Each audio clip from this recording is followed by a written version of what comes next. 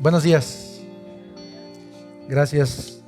Esos eran los dos anuncios. Muchas gracias. Bien, para las personas que vienen por primera vez, me presento. Mi nombre es Eli Cázares. Soy uno de los 3 pastores de Doxa. Y el día de hoy comenzamos con una nueva serie en el Antiguo Testamento. Sentimientos encontrados. Siempre que comenzamos una serie estoy feliz pero nervioso. Hay como esta cierta tensión de que el inicio de la serie en muchas ocasiones marca, no sé si te ha pasado, pero cuando ves una serie de Netflix, si el primer capítulo no te gusta, pierdes interés en toda la temporada. Entonces siento esa tensión, esa preocupación en mi propia vida de que podamos entender todo lo que vamos a ver el día de hoy, o en su mayoría.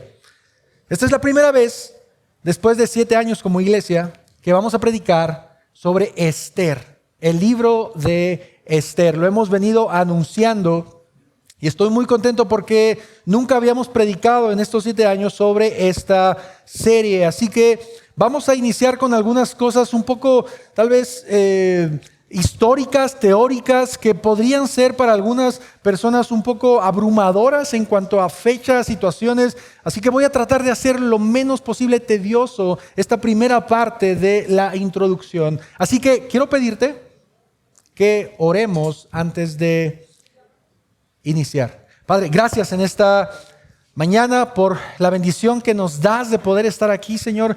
Por la bendición que nos das de poder reunirnos como tu iglesia, como tu pueblo, como tu cuerpo. Señor, gracias por la vida. Gracias por tu iglesia. Pero sobre todo, gracias por haber enviado a tu Hijo Jesucristo a morir por nosotros. Sin Él, ninguno de nosotros estaría aquí. Señor, nuestra fe puesta en Él es lo que permite que podamos estar hoy aquí. Y aún meditar en tu palabra y comprender lo que tu Escritura quiere hablar a nosotros. Señor, te ruego por mí.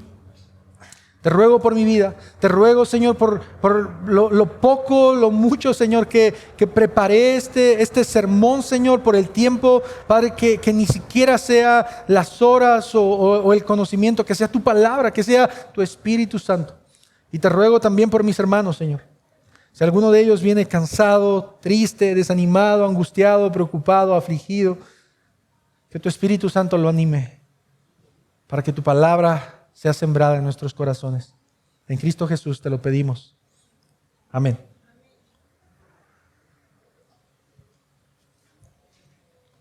Como lo hacemos en la mayoría de los libros o de las series, sobre todo cuando se tratan de libros de la Biblia, tomamos un pequeño tiempo para hablar, como lo acabo de decir, de algunas cosas que considero importantes. Y déjame decirte que el libro de Esther específicamente es un libro interesante en muchos sentidos. Es un libro que tiene mucha historia, pero al mismo tiempo es el segundo libro que lleva el nombre de una mujer. Pero es el único libro que lleva el nombre de una mujer judía. Si recuerdas, si estuviste con nosotros en la serie de Ruth, recordarás que Ruth era una mujer, pero no era judía. Era una mujer moabita. A diferencia de ese libro, estamos a punto de estudiar un libro que lleva el nombre de una mujer judía. Esta mujer, como lo veremos más adelante en nuestra historia, era huérfana y fue adoptada por un primo. Así que podemos ver en esta historia una mujer judía, huérfana, que va a experimentar a lo largo de su vida con diferentes situaciones que Dios estará controlando. Y por cierto, una de las razones por las cuales nosotros decidimos nombrar esta serie con el nombre de Confía en la providencia de Dios o Confianza en la providencia de Dios es porque nos vamos a dar cuenta que esto es algo que el autor del libro de Esther querrá mostrarnos una y otra vez. No se sabe quién escribió este libro. De hecho, el autor es desconocido, aunque algunas personas, algunos teólogos atribuyen este libro a el primo de Esther, es decir, Mardoqueo, específicamente por algo que ocurre en Esther capítulo 9, versículo 20, no lo tienes que buscar, pero Esther 9:20 se nos dice que Mardoqueo escribió estos hechos y envió incluso cartas a las provincias con un propósito, aunque no es claro, en realidad sí fue este hombre quien lo escribió. Ahora, hay algo que tú y yo debemos también saber, porque esto nos va a ayudar a poder identificar de qué manera leer el libro. Lo hemos dicho en otras ocasiones. Hay libros en la Biblia con diferente tipo de literatura. Hay algunos libros que son poéticos, que por lo tanto se deberían leer e interpretar en ese sentido, pero tenemos otros libros también que son a veces discursos o, en este caso, una historia narrada, o como comúnmente lo llamamos, una narrativa histórica. Para los que estuvieron en Marcos, en la serie de Marcos, saben que Marcos es una historia narrada también, o sea, son hechos, es algo que sucedió. Y cuando leemos o estudiamos una historia narrada, en Doxa tenemos un método, no es el único método, pero uno de tantos que utilizamos para poder estudiar una historia narrativa. ¿Alguno de ustedes recuerda cuál es? Por medio de escenarios. ¿Recuerdan? Ambiente, conflicto, clímax, resolución y nuevo ambiente. Normalmente una historia, cualquier historia, piensa en una historia de tu vida, tiene estas 5 escenas, 5 situaciones. Hay un ambiente, hay una forma en la que una historia es contada. Hay un conflicto, hay una situación tal vez un poco tensa, hay un clímax, hay una resolución y un nuevo ambiente. Entonces, no en todos los casos, pero sí en varios, cuando veamos el libro de Esther, vamos a estar utilizando estas escenas. La fecha aproximada de este libro, mis hermanos, fue escrita 460 años antes de Cristo. Es decir, el libro de Esther fue escrito 460 años antes de que Jesús viniera a la tierra. 460 años. Y la audiencia a quien fue escrito este libro fue a los judíos que precisamente estaban en esa área de Esther, aunque algunos creen que el libro de Esther fue escrito o muchos años después. Pero sin duda nosotros podemos saber que fue escrito para judíos. Ahora, esta pregunta es importante. ¿De qué trata el libro? Sean honestos. Desde hace semanas venimos diciendo que por favor lean el libro de Esther. ¿Cuántos leyeron el libro completo de Esther? ¿Puedes levantar tu mano? Ahí hay uno. Gracias. Dije completo, no se vale un capítulo y... No, completo. Este libro tiene una particularidad que si tú lo leíste en la semana o en el mes, seguro llamó tu atención. Porque Dios no aparece en este libro. Dios no aparece en este libro. Ni su nombre, ni una oración hacia Él. No hay profetas, no hay palabra de Dios, no hay sueños de parte de Dios de manera directa.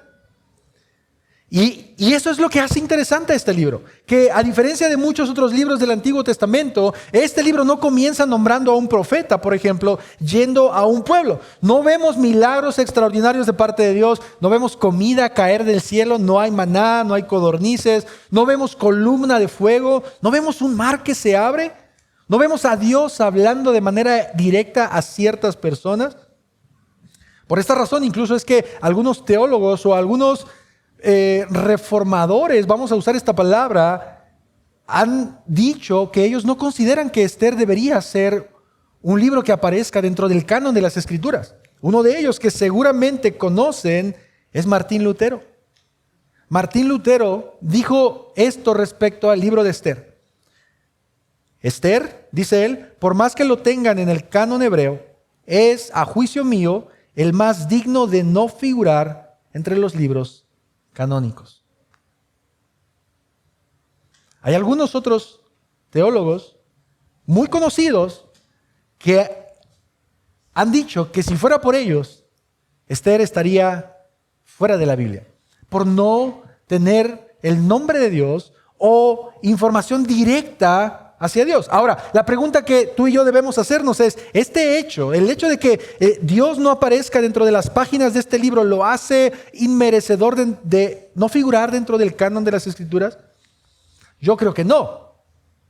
Creemos que aun cuando Dios no aparezca de manera clara dentro de este libro, el Señor sigue obrando y mostrando el favor a su pueblo a través de los sucesos que iremos viendo conforme pasan las semanas. Es más, Una de las razones por las cuales yo considero el libro de Esther muy relevante para nuestros días, para Doxa, para la iglesia, para los cristianos que están presentes, es que si tú y yo meditamos un poco, las circunstancias que estaba viviendo Esther respecto a Dios son muy parecidas a las que estamos viviendo tú y yo el día de hoy. ¿A qué me refiero? ¿Alguno de ustedes ha visto un mar abrirse? ¿Alguno de ustedes ha visto, no sé, que personas sin piernas recobren las piernas? ¿Alguno de ustedes ha escuchado la voz de Dios? ¿Verdad que no? Es interesante que nosotros no dudaríamos de que Dios existe el día de hoy. Y eso es lo mismo que está sucediendo con Esther.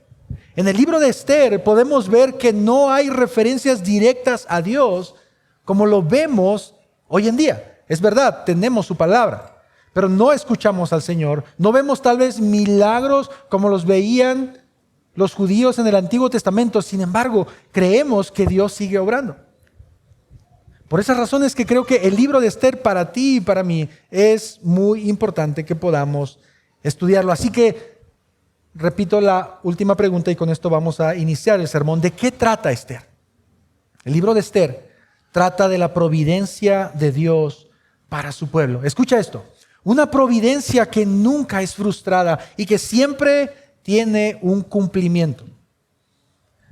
Tú y yo debemos entender al iniciar este libro que Dios está en control de la historia. Dios es el héroe que salva y que protege a los suyos. Eso es lo que tú y yo estaremos aprendiendo durante estos siguientes 2 meses. Así que, una vez dicho esto, vamos a iniciar con nuestro sermón. He titulado este sermón con el nombre de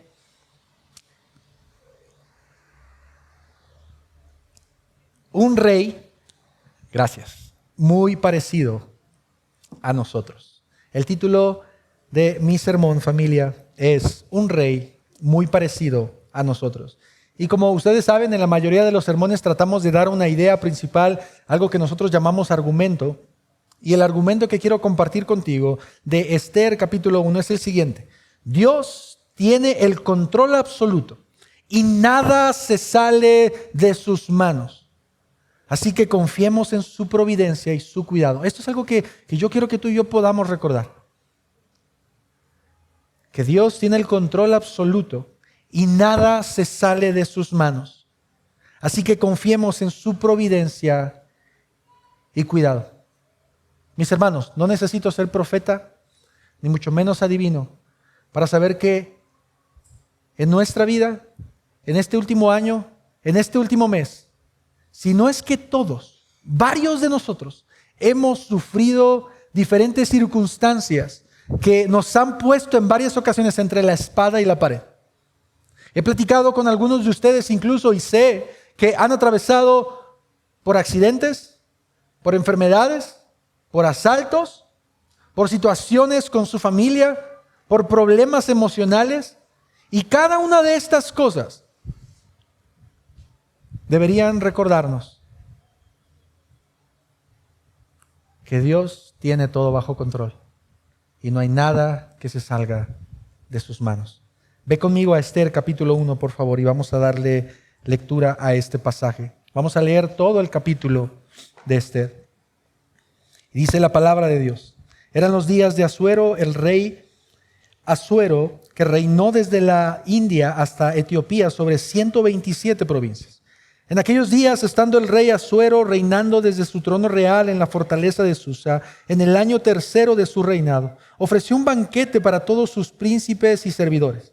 Estando en su presencia los oficiales del ejército de Persia y Media, los nobles, y los príncipes de sus provincias, y él les mostró las riquezas de la gloria de su reino y el magnífico esplendor de su majestad durante muchos días, 180 días.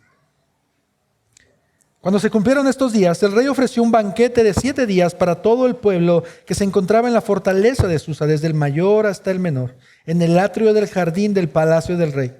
Había colgaduras de lino blanco y violeta, sostenidas por cordones de lino fino y púrpura, en anillos de plata y columnas de mármol y lechos de oro y plata, sobre un pavimento de mosaico, de pórfido, de mármol, de alabastro y de piedras preciosas. Las bebidas se servían en vasijas de oro de diferentes formas, y el vino real abundaba conforme a la liberalidad del rey. Se bebía conforme a la ley, no había obligación, porque así el rey había dado órdenes a todos los oficiales de su casa para que hicieran conforme a los deseos de cada persona. La reina Vasti también hizo un banquete para las mujeres en el palacio del rey Asuero. Versículo 10. Al séptimo día, cuando el corazón del rey estaba alegre a causa del vino, él ordenó a Meumán, a Bizta, a Arbona, a Victa, a Abagta, a Setar y a Carcas, los 7 eunucos que servían en la presencia del rey Asuero, que trajeran a la reina Vasti a la presencia del rey con su corona real, para mostrar al pueblo y a los príncipes su belleza, porque era muy hermosa. Pero la reina Vasti rehusó venir al mandato del rey comunicado por los eunucos. Entonces el rey se enojó mucho y se encendió su furor en él. Entonces el rey dijo a los sabios que conocían los tiempos, pues era costumbre del rey consultar así a todos los que conocían la ley y el derecho. Y estaban junto a él Cársena, Setar, Admata, Tarsis, Meres, Mársena y Memucán, los 7 príncipes de Persia y Media que tenían entrada a la presencia del rey y que ocupaban los primeros puestos en el reino. Versículo 15. Conforme a la ley, ¿qué se debe hacer con la reina Vasti por no haber obedecido el mandato del rey Asuero comunicado por los eunucos? En presencia del rey y de los príncipes, Memucán dijo: la reina Vasti no solo ha ofendido al rey, sino también a todos los príncipes y a todos los pueblos que están en todas las provincias del rey Asuero. Porque la conducta de la reina llegará a conocerse por todas las mujeres y hará que ellas miren con desdén a sus maridos y digan: el rey Asuero ordenó a la reina Vasti que fuera llevada a su presencia, pero ella no fue. Y desde hoy, las señoras de Persia y Media que han oído de la conducta de la reina hablarán de la misma manera a todos los príncipes del rey, y habrá mucho desdén y enojo. Si le place al rey, proclame él un decreto real y que se escriba en las leyes de Persia y Media para que no sea revocado, que Vasti no entre más a la presencia del rey Asuero, y que el rey dé su título de reina a otra que sea más digna que ella. Y cuando el decreto que haga el rey sea oído por todo su reino, inmenso como es, entonces todas las mujeres darán honra a sus maridos, desde el mayor hasta el menor. Esta palabra pareció bien al rey y a los príncipes, y el rey hizo conforme a lo que fue dicho por Memucán, y envió cartas a todas las provincias del rey, a cada provincia conforme a su escritura, y a cada pueblo conforme a su lengua, para que todo hombre fuera señor en su casa, y que en ella se hablara la lengua de su pueblo. Este será el texto en el que estaremos meditando durante estos minutos. Y quiero que tú y yo, de nuevo, recordemos esto. Al ser una historia que está siendo narrada, en esta ocasión, en el capítulo 1, voy a utilizar estos 5 escenarios. Si los quieres ver tal vez como puntos, como ideas, está bien. Simplemente yo los quiero llevar a ustedes a pensar en esta historia y que puedan ver cómo cada escena se va desarrollando. Así que estas escenas las tienes en pantalla. De nuevo, son el ambiente, el conflicto, el clímax, la resolución y el nuevo ambiente. Así que iniciemos con la primera de estas escenas, la cual es el ambiente. Interesantemente, en este capítulo el ambiente es muy largo. Es una descripción de muchas cosas que ya pudimos notar. Y yo he titulado esta primer división con el nombre de un rey majestuoso. Pero familia, yo dije al principio que el libro de Esther es un libro que contiene mucha historia. Es un libro que contiene mucha información detrás de él. Y es importante que tú y yo sepamos en qué punto de la redención estamos cuando estamos estudiando el libro de Esther. Así que pretendo no tomarme más de 5 minutos, pero quiero decirte algunas cosas que considero son importantes. En Génesis capítulo 1 y 2, tú y yo podemos ver que Dios crea al primer hombre y a la primer mujer, Adán y Eva, para formar un pueblo, ¿cierto? Después vemos que en Génesis 12, Dios le promete a Abraham que por medio de él vendría una descendencia, un pueblo que él apartaría. Y conforme la historia avanza en los libros del Pentateuco, podemos ver que Dios comienza a formar este pueblo.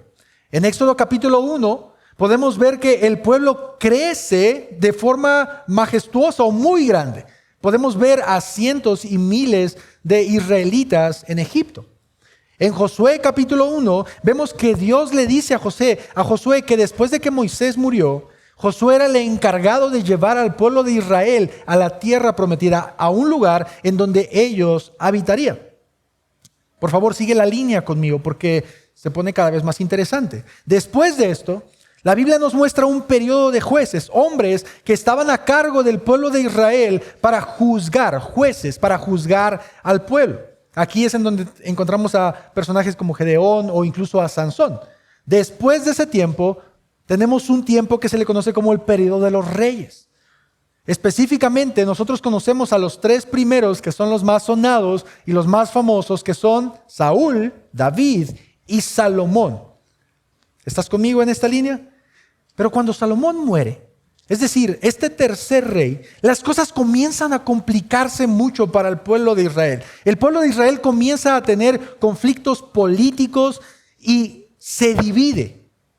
Esto lo podemos encontrar en el primer libro de Reyes, capítulo 12. No lo busques, solo anótalo si quieres. Pero podemos ver que después de la muerte de Salomón, su hijo comienza a hacer las cosas mal y el pueblo se divide. Así que se forman dos reinos. El reino del norte, que es conformado por 10 tribus, y el reino del sur, que es conformado por 2 tribus, la tribu de Judá y la tribu de Benjamín. El reino queda dividido. Y lo que la Biblia nos dice, libro tras libro, es que ambas naciones o ambos pueblos hacen lo que ofende al Señor. Tanto el reino del norte como el reino del sur. Ambos hicieron lo contrario a la ley de Dios. Así que el Señor trae una consecuencia para cada pueblo. En primer lugar, para el reino del norte, el Señor manda a los asirios para que los conquisten y los cautiven y destruyan el reino del norte. 100 años después, el Señor manda a destruir al reino del sur. ¿Alguno de ustedes recuerda qué imperio fue el que destruyó el reino del sur? Babilonia, gracias, a cargo del rey Nabucodonosor. La historia de Daniel está situada en ese momento. Daniel estaba en el reino del sur, y Nabucodonosor conquista el reino del sur. Aquí viene lo interesante, y por esa razón es que quise hacer este resumen. Tiempo después, llega otro imperio a conquistar a Babilonia. Adivina qué imperio era ese. El imperio persa. El nombre de este rey precisamente se sitúa en ese momento de la historia.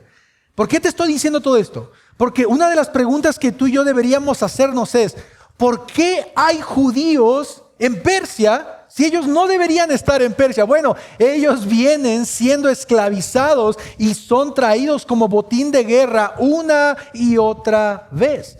Pasan los años, pasan las décadas y imperio tras imperio se lleva al pueblo judío para esclavizarlo. Y aquí es en donde nosotros nos encontramos.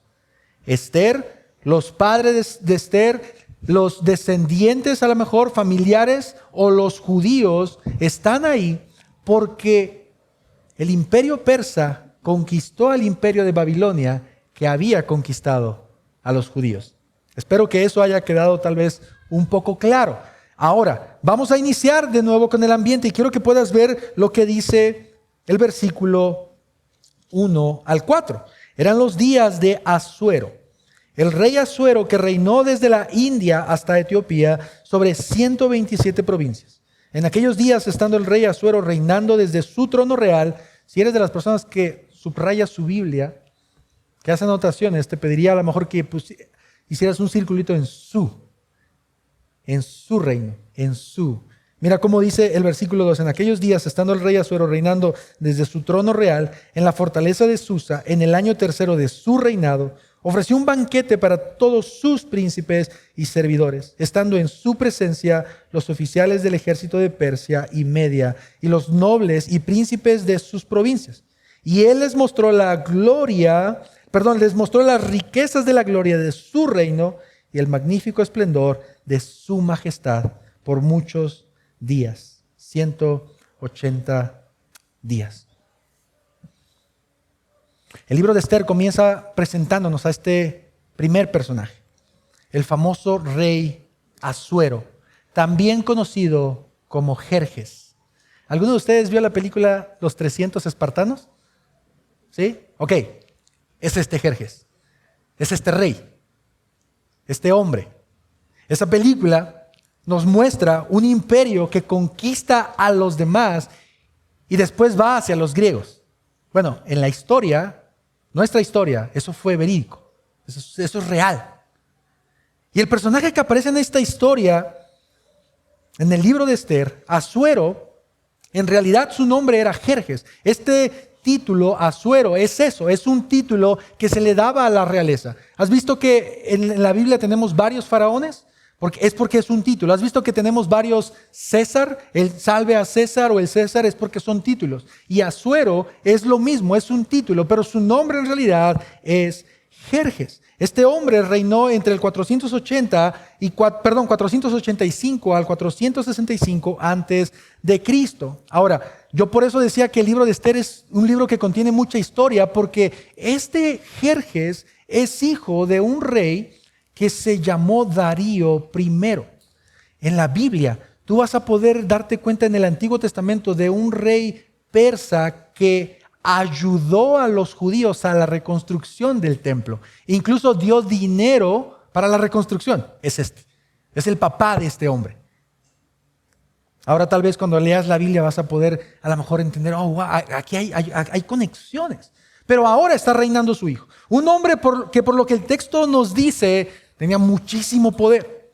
Es más, presta atención cómo el autor de Esther toma bastante tiempo, no lo voy a hacer yo, pero toma bastante tiempo para describir el poderío de este hombre. Su reino estaba conformado por 127 provincias. Se extendía desde la India hasta Etiopía. Es decir, su reino era enorme. En aquel tiempo era el reino más grande que existía. 127 provincias. Tal vez eso tú y yo no lo entendamos tanto porque no tenemos conciencia de la magnitud de este rey. Pero déjame decirte, era un rey inmensamente poderoso, inmensamente rico. Y este rey, una vez que cumplió sus primeros 3 años, decide hacer una fiesta.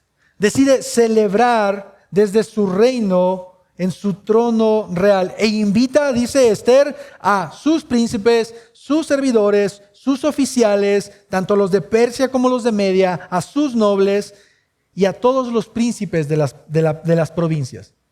O sea, había un buen número de personas. No tantos tal vez, pero había un buen número de personas.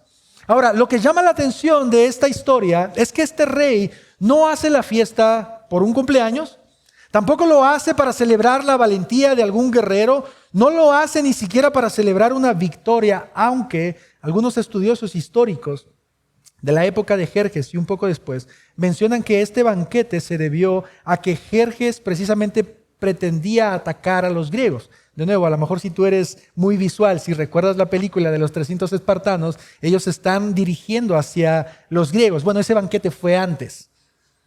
La película no viene en la Biblia, solo es para que puedas ilustrarte un poco. Pero este rey no hace ese banquete para celebrar a alguien de su reino. ¿Por qué hace este banquete este rey? Para mostrar a todos las riquezas de su gloria, de su reino y el magnífico esplendor de su majestad. Mira la forma en cómo el autor de Esther escribe lo que este rey pudiera estar pensando. Es decir, la fiesta fue para él y con el propósito de gloriarse él. Miren qué tan poderoso soy. Miren qué tan rico soy. Vengan y celébrenme a mí. Porque yo soy poderoso, porque yo soy grande. Algunos historiadores describen a este hombre como un arrogante, déspota, sagaz, arbitrario, tirano y brutal. Y por medio de este texto también algunos lo describen como un hombre que se creía Dios. Este hombre, inmediatamente podemos darnos cuenta en los primeros versículos que tenía un problema de ego. Tenía un problema de sentirse grande, al grado de gloriarse delante de sus hombres por todo lo que él tenía. Pero no solo eso. El texto nos dice que la fiesta, que la pachanga, duró 6 meses, 180 días. Miren, yo he escuchado de fiestas que duran 2 días, 3, 7, en algunas provincias. Son muy fiesteros y se la avientan 7 días. Pero 6 meses. Y cada día, para demostrar su gloria y su poder, comida, bebida, todo lo que puedas imaginarte durante 180 días. Ahora, eso no es todo. El rey después de eso hace un after party, hace una celebración después por una semana más. Y lo que el texto dice, versículo 5, es que cuando se cumplieron estos días, los 6 meses, el rey ofreció un banquete de 7 días. ¿Para quién? No para una persona, no para 2, para todo el pueblo. Familia, esto nos debe de decir algo a ti y a mí cuando estamos leyendo Esther. Este hombre era un hombre excéntrico. Este hombre quería demostrarle a todos que nadie se fuera sin ver qué tan poderoso y majestuoso era. Hay un estudio del libro de Esther que estuve leyendo en la semana que de forma irónica dice: si el rey Asuero hubiera enviado invitaciones a las personas de su reino o a los príncipes y a los campesinos de sus provincias, posiblemente esta invitación diría algo como esto: querida persona del reino, tu presencia es obligatoria en la fiesta del rey, para darte la oportunidad de deleitarte con su gloria y su grandeza, y para mostrarte cómo son la verdadera extravagancia y poder que tú nunca podrás tener. ¿Qué privilegio será para ti el estar en esta fiesta?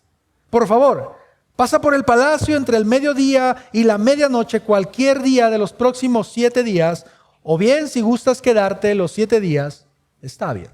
Por cierto, en caso de no ir, te pedimos que no envíes tus disculpas. Tu ausencia será tu sentencia de muerte. Firma el rey Asuero.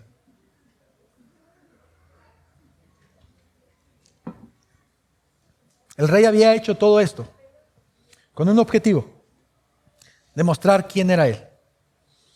Gloriarse a través del pueblo y de sus príncipes. Y es más, el libro, y esto te lo voy a dejar de tarea, comienza a describir cosas.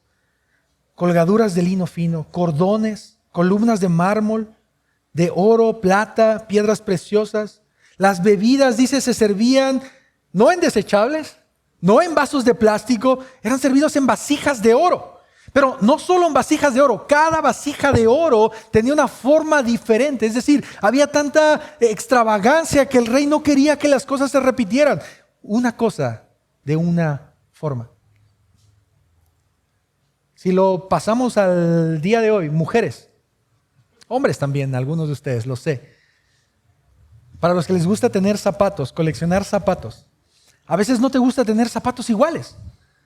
Sirven para lo mismo, pero necesitas o quieres tener zapatos de diferente forma porque eso te gusta. Piensa de esta forma cuando vemos el rey Asuero con estas vasijas. Él está queriendo mostrar su poder, y no solamente su poder, sino su extravagancia. Ahora, el texto también nos dice que la gente bebía o tomaba conforme a la ley.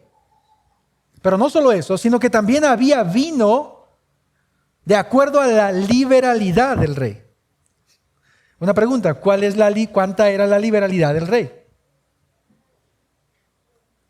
Muy grande. La versión de NBI dice lo siguiente respecto a este versículo: el vino corría a raudales, como era esperarse del rey. Y la versión de la Biblia textual dice: conforme a la generosidad del rey, daban a beber vino en abundancia. Es decir, no había reparos, no había problema por el dinero. Él quería dejar en claro algo: él era generoso y dadivoso, pero al mismo tiempo era para su propia gloria. Versículo 8, se bebía conforme a la ley. No había obligación porque así el rey había dado órdenes a todos los oficiales de su casa para que hicieran conforme a los deseos de cada persona. Ahora, este texto llama la atención, familia, porque podríamos pensar como, qué bueno es el rey, que está dando la oportunidad de que quien quiera tome y quien no quiera no. Quien quiera embriagarse, que haga lo que quiera, pero quien no lo puede hacer. Ahora, ¿qué pasaría si la orden del rey hubiera sido otra? ¿Qué pasaría si la orden del rey hubiera sido, quiero que todos estén ebrios? ¿Quién lo contradice? ¿Quién se niega? ¿Qué pasaría si la orden del rey, en lugar de que cada quien decida, hubiera sido, yo soy el que decido? Es más, si tú lo piensas, él está decidiendo en esta ley. Es su ley, es su mandato. ¿Qué nos dice este texto de este hombre? De nuevo, este hombre era egocéntrico, él se creía un Dios, que todos estaban para servirle, que su fama y su gloria eran lo más importante por encima de lo que sea. Familia, y antes de pasar al siguiente punto, que este de hecho es el más largo de todos, no te preocupes.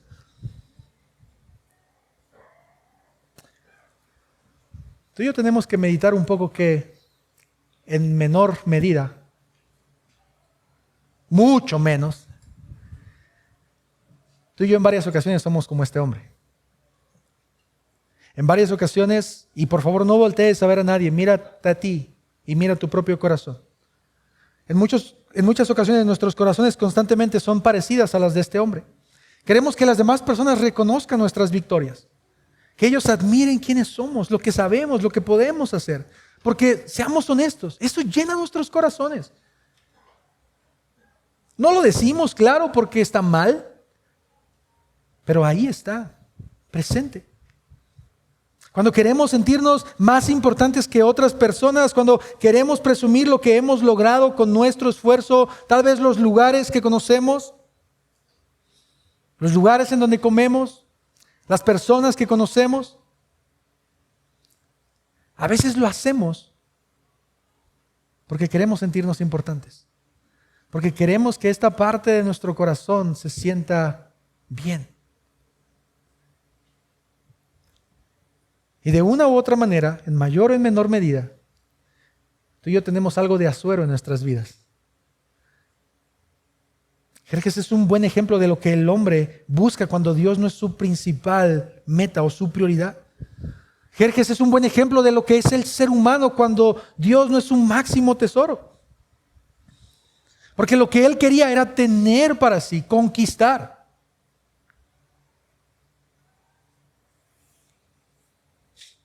Pablo decía a la iglesia que lo que él tenía o lo que él había ganado era comparado con la inmensidad o con la gloria de Cristo como basura. Eso es lo que él dice. Lo que yo tengo, lo que yo sé, en comparación con Cristo, es basura. Pero aquí podemos ver en Esther capítulo 1 un hombre que consideraba sus tesoros y todo lo que tenía como su todo. La primera escena termina con el versículo 9 diciéndonos: la reina Vasti también hizo un banquete para las mujeres en el palacio del rey Asuero. Se nos aparece se nos presenta el segundo personaje de nuestra historia, la reina Vasti. La reina Vasti, al igual que el rey, había hecho un banquete. Lo interesante es que por el texto nosotros podríamos deducir que, a diferencia del rey, esta mujer no hizo el banquete para ella. Por las palabras del autor se nos dice que la reina Vasti también hizo un banquete para las mujeres en el palacio del rey. Así que esta es la segunda división, el conflicto. De aquí vamos a irnos un poquito más rápido. Y este segundo punto, segunda idea, yo le he titulado Un rey avergonzado, versículos del 10 al 15. Al séptimo día, cuando el corazón del rey estaba alegre a causa del vino, él ordenó a Meumán, a Vista, a Arbona, a Victa, a Bacta, a Setar y a Carcas, los 7 eunucos que servían en el palacio del rey Asuero, que trajeran a la reina a la presencia del rey con su corona real para mostrar al pueblo y a sus príncipes o a los príncipes su belleza, porque era muy hermosa. Pero la reina, este es el conflicto, este es el problema de nuestra historia. Pero la reina rehusó venir al mandato del rey, comunicado por los eunucos. Entonces el rey se enojó mucho y se encendió su furor en él. Han pasado 6 meses y 7 días de una fiesta en donde hay vino a raudales, en donde hay comida, en donde hay lo que tú quieras. El vino abundaba conforme a la liberalidad del rey. Y como el rey, dice el texto, su corazón estaba alegre, es decir, ya estaba ebrio, ya estaba ebrio. Se acordó que no les había mostrado a todos otro de sus más grandes tesoros.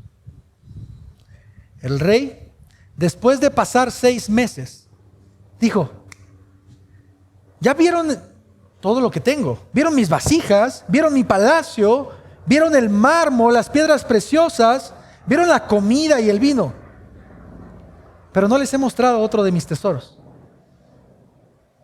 a su reina, la cual el texto nos dice que era muy hermosa. Y en medio de la embriaguez, este hombre decide llamar a su esposa por medio de sus 7 hombres o sus 7 eunucos para que todos vieran la belleza de esta mujer.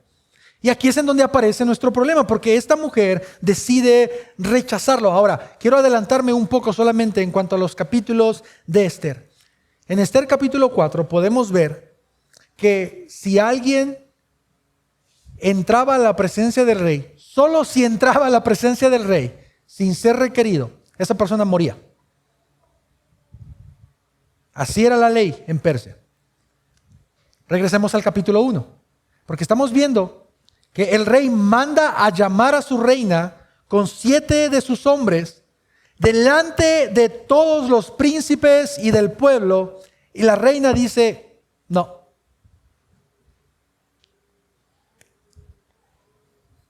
¿Qué valor de esta mujer? Literalmente podía perder la cabeza en ese momento. No importando las consecuencias, esta mujer, de la cual no se nos dice mucho en la Biblia o nada más, se mantuvo fuerte. Y sabiendo que su vida estaba en peligro, porque ella era la reina, dijo: no. Algunos comentaristas opinan que la razón por la que la reina se negó a ir delante del rey Asuero era porque cuando él la mandó a llamar con su corona real, él solo la estaba mandando a llamar solo con la corona real, es decir, completamente desnuda, delante de todo el pueblo, para que todo el pueblo mirara su belleza.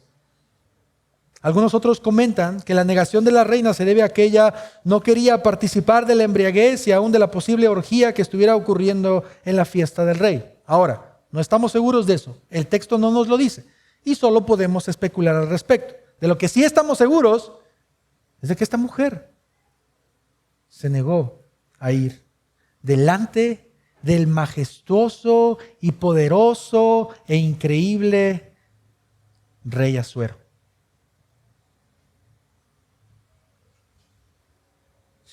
Entonces, dice la palabra, el rey se enojó mucho y se encendió su furor en él. Y esto en realidad es evidente pensando en el carácter de este hombre.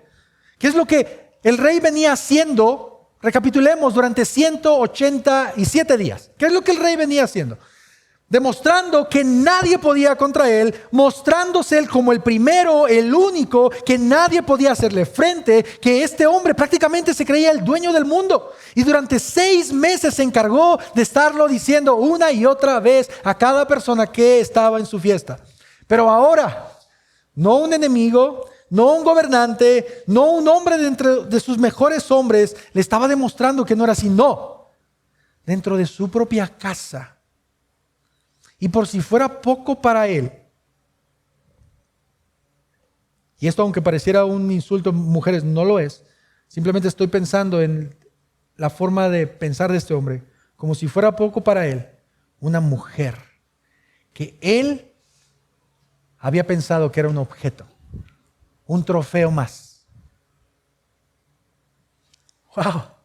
El orgullo de este hombre es quebrantado y avergonzado delante de las personas.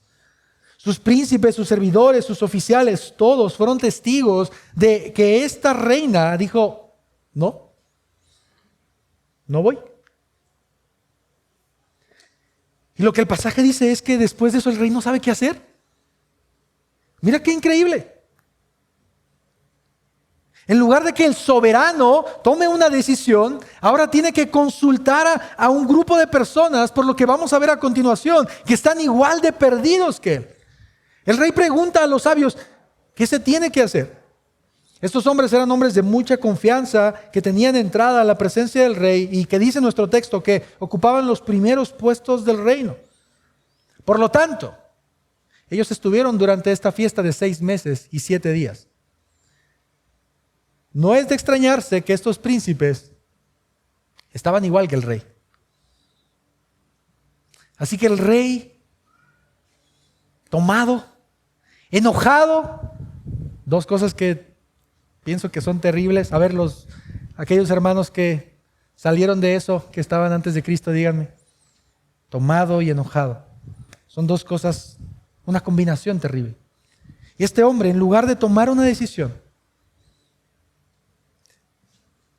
en lugar de decir, maten a la reina, y como el rey que era,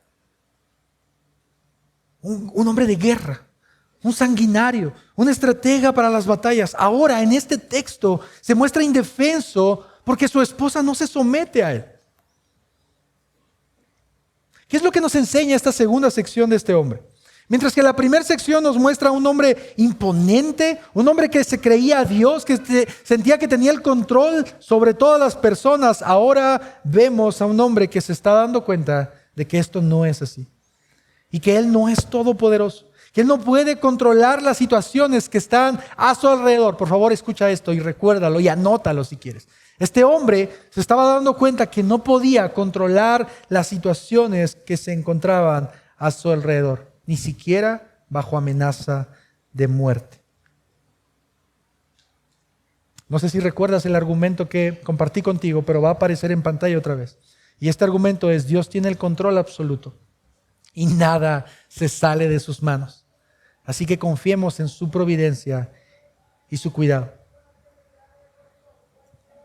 Y decidí poner este argumento en esta sección porque este rey se está dando cuenta que él no puede tener este tipo de control. Este hombre, con todo y su dinero, su poder, su reino, sus súbditos, se está dando cuenta que no podía someter a su esposa.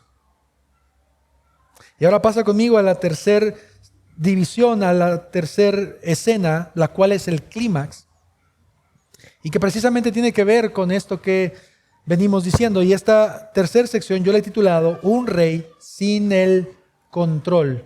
Versículos 16 al 19, un rey sin el control. Versículo 16, en presencia del rey y de los príncipes, Memucán dijo: la reina Vasti no solo ha ofendido al rey, sino también a todos los príncipes y a todos los pueblos que están en todas las provincias del rey Asuero. Porque la conducta de la reina llegará a conocerse por todas las mujeres y hará que ellas miren con desdén a sus maridos. Y digan: el rey Asuero ordenó que la reina Vasti fuera llevada a su presencia, pero ella no fue. Este hombre que se nos presenta aquí, Memucán, estaba presenciando lo ocurrido. Y esto es algo personal, mío, que tal vez lo voy a agregar. Yo no sé si este hombre tenía problemas en su casa o problemas con su esposa y falta también de control en su hogar, pero es interesante que este hombre, a mi parecer, exagera la situación. Recuerda, este hombre estuvo en la fiesta todo este tiempo y tal vez, solo tal vez, se encontraba alcoholizado también. Entonces él le comienza a decir: rey, mira, necesitamos hacer algo y algo ya. ¿Por qué? Porque si todas las mujeres del reino se enteran de lo que tu esposa hizo, esto va a causar problemas en todas las casas. Ahora, ¿esto es así? ¿De verdad todos se sintieron ofendidos por la actitud de la reina? Yo no creo, pero no estuve ahí. Pero tal vez este hombre exageró mucho al decir estas palabras. Y no solo por eso, sino porque también ahora afirma que todas las mujeres, a causa de la desobediencia de una mujer, comenzarán a desobedecer a sus esposos.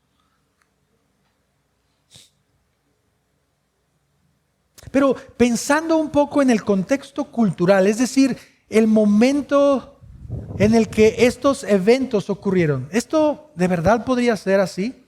Yo creo que no. ¿Por qué? Porque los hombres tenían un dominio sobre las mujeres, al grado de que a veces las mujeres no podían tomar decisiones por ellas mismas. Entonces, dudo mucho que esto haya sido así. Pero el rey piensa que sí. Entre el alcohol, entre la ira, entre la falta de lucidez, este hombre piensa que puede ser así y ya no solamente se preocupa por su reina, ahora se preocupa por su reino. Ya no solamente se preocupa de que su reina lo ha rechazado o se ha negado a obedecerlo, ahora él está pensando, ¿y qué pasa entonces si mi reino comienza a tener problemas? A lo mejor si las mujeres comienzan a desobedecer a los hombres, va a haber problemas en el reino, va a haber situaciones difíciles y voy a empezar a perder el control.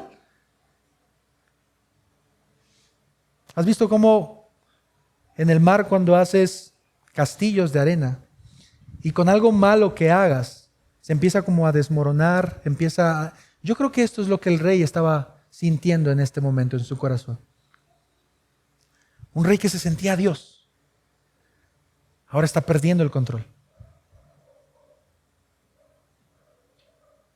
Memucán aconsejó al rey para que proclamara un decreto real, un decreto que jamás habría de ser revocado. Y el decreto era el siguiente, que la reina Vasti, en primer lugar, fuera quitada de su posición y que en su lugar lo tomara otra mujer. Y alguien que sí fuera digna de ese puesto. No sé qué piensas, pero yo creo que la decisión o el consejo de este hombre fue un tanto visceral. Y de nuevo, lo vuelvo a decir, me atrevería a decir que influenciada por la embriaguez. Pensar en que todo el pueblo se ha enojado o que en todo el pueblo habría problemas por esta situación, tal vez fue algo exagerado. Ahora, quiero que pienses y que tú y yo podamos ver cómo Dios está en medio de esta situación. Porque si tú conoces la historia de Esther, a partir del capítulo 2, que lo vamos a ver dentro de 8 días, podemos ver que la razón por la destitución de esta reina tiene un propósito mayor. Y quiero que puedas darte cuenta cómo, aún en medio del caos, de la embriaguez, de la ira, del descontrol, el control de Dios está presente. ¿Te das cuenta de eso? El rey, la reina, nadie sabe qué hacer y piden consejos y están borrachos y muchas cosas y todos están perdiendo el control, pero hay uno que sabe exactamente qué está ocurriendo. Y yo creo que muchas veces tú y yo estamos atravesando por situaciones muy parecidas. Sin la embriaguez, espero, pero muy parecidas. Estamos enojados, estamos cansados, abrumados, tristes, afligidos. Hay situaciones que están pasando alrededor de nuestra vida que no sabemos qué hacer, no sabemos qué consejo recibir, no sabemos qué decisión tomar, no sabemos qué seguirá en nuestras vidas. Pero hay alguien que, de acuerdo a Esther y en nuestras vidas, está en perfecto control. Y nada se ha salido de sus manos. Nada se ha desmoronado. ¿Por qué me atrevería a decir esto? Proverbios capítulo 21, versículo 1. Mira lo que dice la palabra de Dios. Proverbios 21, 1. Como canales de agua es el corazón del rey. ¿En quién? En la mano del Señor. Él lo dirige donde le place. No estoy diciendo que Dios le dijo a Jerjes que se emborrachara o que ardiera en ira. Lo que estoy diciendo es que en medio de esa ira y de esa embriaguez, Dios estaba controlando. Familia, En medio de la situación que tú y yo estemos atravesando, recuerda esto: Dios está controlándola. Probablemente de tus manos se salió ya hace mucho rato. Hace mucho tiempo te has sentido perdido, angustiado, angustiada, sola, solo. Pero tú no te has salido de las manos del Señor.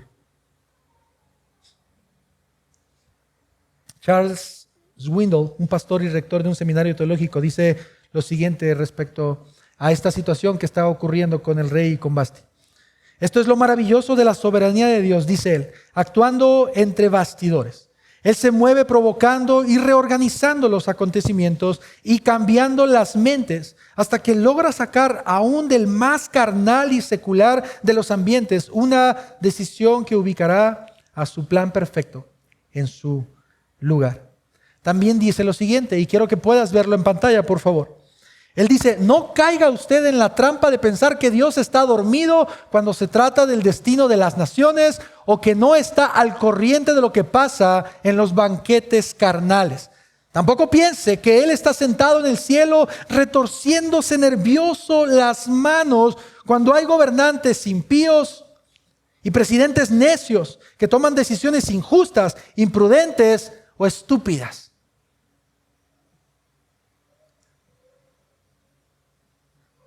Familia, nuestro Dios es un Dios activo.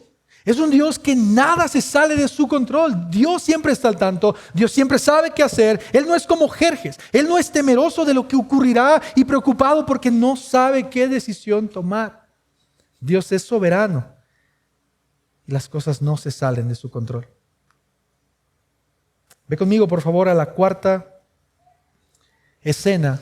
Prometo que estas escenas son muy breves. Muy breves.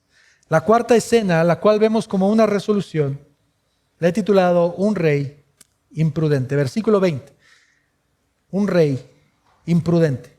Y cuando el decreto que haga el rey sea oído por todo su reino, inmenso como es, entonces todas las mujeres darán honra a sus maridos, desde el mayor hasta el menor. Esta es la resolución, esta es la conclusión a la que Memucán llega. Una vez que usted dé este decreto, entonces todas las mujeres van a obedecer a sus esposos. Asuero está prestando atención a un hombre, lo quiero repetir, que probablemente está igual, en la misma condición que él. Furioso, enojado. Por tanto, ¿qué nos podría decir este texto respecto a la actitud de este hombre? Si vamos haciendo una recapitulación breve, podemos ver que este rey viene siendo imprudente desde un principio. No solo al tratar a su esposa como un objeto, no solo por pensar mucho más alto de sí mismo de lo que debía hacerlo, sino porque ahora, bajo los efectos del alcohol, está tomando una decisión que tiene una implicación en todo el pueblo. Esta ley no solo va a afectar en el pueblo, no solo va a afectar en su hogar, sino va a afectar a todo el pueblo. Ahora todas las mujeres se sentirán amenazadas precisamente en que si ellas no obedecen a sus esposos, puede haber consecuencias reales. No me refiero a reales me refiero a reales de realeza, consecuencias del reino.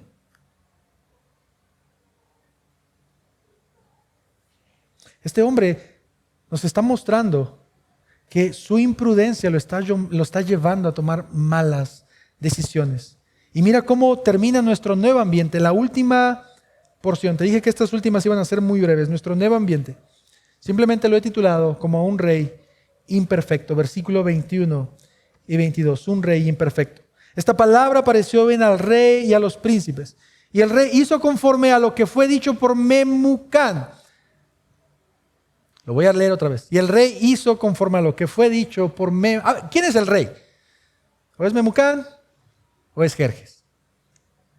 Y envió cartas a todas las provincias del rey, y a cada provincia conforme a su escritura, y a cada pueblo conforme a su lengua, para que todo hombre fuera señor en su casa, y que en ella se hablara la lengua de su pueblo. El rey que hacía lo que quería, el rey que nadie lo gobernaba, que no se dejaba dominar por nadie, el rey soberano, ahora está recibiendo órdenes de alguien más. Un rey que hace conforme le fue dicho, que en un principio no pudo tomar la decisión por cuenta propia. Y si bien en la antigua Persia los reyes tenían un séquito, un grupo de sabios para que lo aconsejaran, la decisión final no era de los sabios, era del rey. Y el rey podría incluso rechazar esa decisión, aun cuando fuera de los sabios. Pero esto no es lo que está ocurriendo en nuestro pasaje. Y así es como nuestro primer capítulo termina, familia. Un hombre poderoso, que se veía a sí mismo como Dios. Ahora es mostrada su debilidad y su incompetencia para tener el control de las cosas. Alguien que en un principio se sentía un Dios, ahora está viendo que necesita incluso escuchar el consejo de otras personas porque él no puede. Y familia, quisiera que tú y yo podamos vernos reflejados en este texto. Porque quiero recordarte el propósito, la idea central de este libro. Y este libro, el libro de Esther, trata de mostrarnos en cada momento, en cada personaje, de cada historia, la providencia y cuidado de Dios. Pero específicamente en este primer capítulo de Esther, yo creo que es un buen ejemplo de la condición humana. El hombre creyéndose ser como Dios. Y de acuerdo a Génesis capítulo 3, ¿no es así como ahora todos los hombres piensan de sí mismos? ¿No acaso esa fue la promesa que la serpiente le dio a Eva y por consecuencia a Adán? Si tú comes, serás como Dios. Génesis capítulo 3 nos muestra la condición humana que se ha visto reflejada a lo largo de los años. Y déjame decirte algo, tú y yo tenemos esa misma condición. Una condición de creernos nuestros propios dioses en varias ocasiones. Creer que nosotros podemos resolver todas las cosas, que a veces no necesitamos a Dios, que con nuestra sabiduría, nuestro conocimiento, nuestro esfuerzo, podemos solucionar todo. Ser como dioses. Todos de alguna manera buscamos tener el control de nuestras propias vidas. Familia, todos de alguna manera buscamos ser los dueños de nuestra propia vida. Que nadie más nos diga qué debemos hacer. Que nadie más nos diga cómo debemos hacer. Es más, piensa y reflexiona. Esposos, esposas, cuando tu esposo te corrige, cuando tu esposa te corrige, la verdad, ¿qué es lo primero que resalta en tu corazón? Ah, gracias Señor por mandármelo porque... ¿No hay algo que sientes que está pellizcando tu corazón? Y diciendo, ¿por qué me tiene que decir esto? ¿Y ella quién se cree para decirme estas cosas? Bueno, déjame decirte, mi hermano, que esta es nuestra condición humana. El creernos como dioses, el decir que nadie nos puede corregir, el pensar que todo lo que hacemos está bien.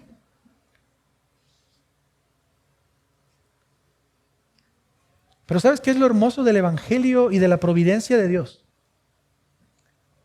Que en medio de nuestro orgullo y en medio de sentirnos como dioses, el Dios verdadero llega como una pared a detenernos.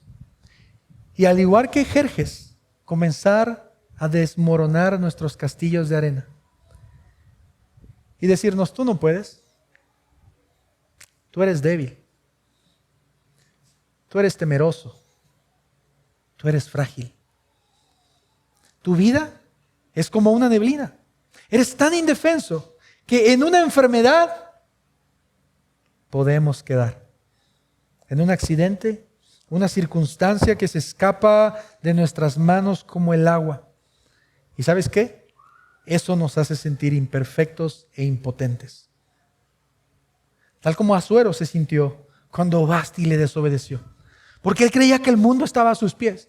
Pero conforme fue pasando esta historia, se dio cuenta que no era así. Él no podía controlar cada situación en su vida. Y eso le hizo frustrarse. ¿Y sabes qué, familia? Tampoco podemos hacerlo nosotros. Tampoco podemos controlar cada situación que ocurre en nuestras vidas. No podemos controlar lo que pasa en nuestra familia, en nuestra sociedad, en nuestra iglesia, mucho menos en nuestro propio corazón.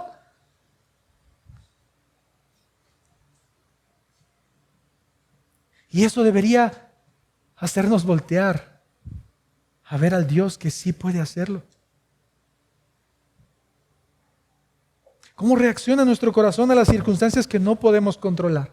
¿Cómo reacciona tu corazón a la enfermedad, a la ruptura amorosa, ante la delincuencia, ante un accidente, ante la muerte?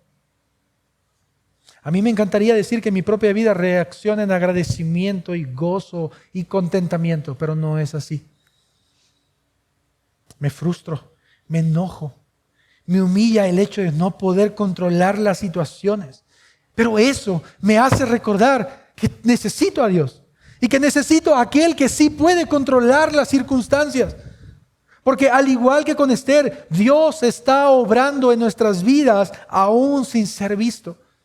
Quiero ir terminando con esto, familia, diciendo y recordándote que Dios actúa, que sus planes no fracasan, jamás se ven interrumpidos. Él obra en medio del dolor, en medio de la cama del hospital. Él obra aún en medio de los únicos 10 o 20 pesos que puedes tener para comer. Él nunca ha dejado de cuidarte y nunca lo hará.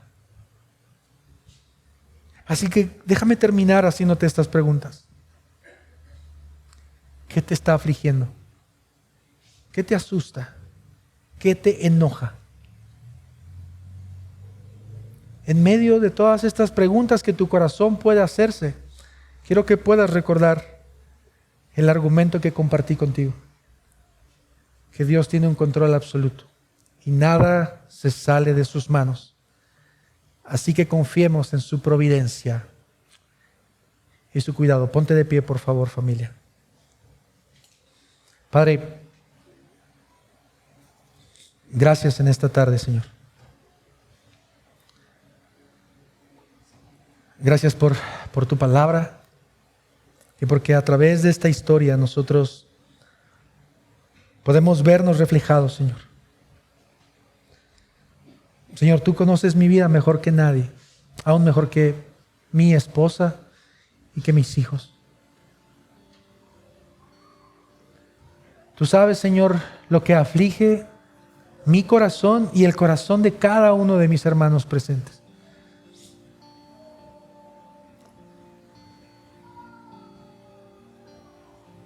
Algunos de mis hermanos tienen familia en hospitales. Están atravesando por situaciones difíciles en su matrimonio. Hay falta de dinero.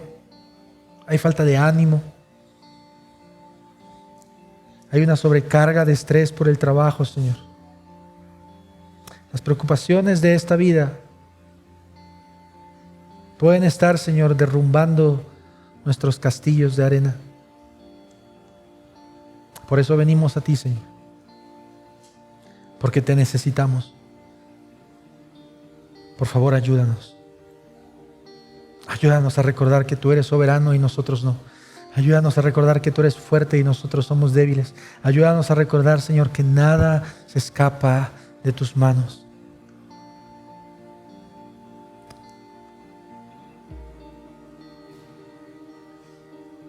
Te lo pedimos en Cristo Jesús.